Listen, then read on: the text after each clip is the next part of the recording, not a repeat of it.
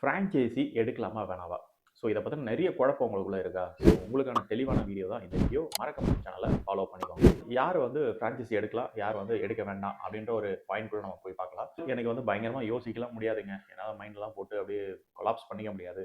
Already எக்ஸ்போஷரா இருக்கக்கூடிய ஏதோ ஒரு ஃப்ரான்ச்சைஸி எடுத்து நான் வந்து பிசினஸ் பண்ணணும்னு ஆசைப்படுறேன். என்கிட்ட எனஃப் ஆஃப் அமௌண்ட் இருக்கு. நான் வந்து பிசினஸ் பண்ணா போதும் அப்படின்ற ஒரு மைண்ட் செட்ல இருக்கேங்க. அப்படின்றவங்களுக்கு ஃப்ரான்ச்சைஸி ஒரு தாராளமான ஒரு குட் ஆப்ஷன். நீங்க வந்து கண்ண மூடிட்டு நீங்க ஃப்ரான்ச்சைஸி போலாம். என்கிட்ட இப்ப பெருசாலாம் அமௌண்ட் எதுவும் இல்லங்க. கம்மியான அமௌண்ட் தான் இருக்கு. பிளஸ் வந்து என்கிட்ட டைம் இருக்கு. என்னால யோசிக்க முடியும். அனலைஸ் பண்ண முடியும்.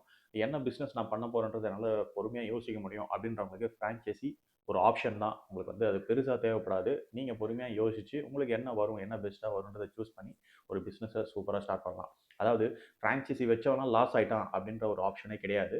ஃப்ரான்ச்சைசி வாங்குனவன்லாம் ஜெயிச்சுட்டான் அப்படின்ற ஒரு ஆப்ஷனும் கிடையாதுங்க. ஸோ நமக்கு நல்ல ஒரு லொகேஷன் கிடைச்சா என்ன டீ ஷாப்பாக இருந்தானங்க ஃப்ரான்ச்சைஸியாக இருந்தானே நம்ம ஓன் ஷாப்பாக இருந்தானே கண்டிப்பாக நமக்கு வந்து சக்ஸஸ் இருக்க தான் போகுது. ஸோ இந்த மாதிரி இன்ட்ரெஸ்டிங்கான பிஸ்னஸ் ஐடியாஸ்லாம் நீங்கள் தெரிஞ்சுக்கணும்னா நம்ம சேனலை ஃபாலோ பண்ணிக்கோங்க. உங்கள் ஃப்ரெண்ட்ஸ் யாருனா இருந்தாங்கன்னா அவங்களுக்கும் ஷேர் பண்ணிவிடுங்க. பிஸ்னஸ் ரிலேட்டடாக வேறு எதனா கொஷின்ஸ் இருந்தாலும் அதை கமெண்ட்ல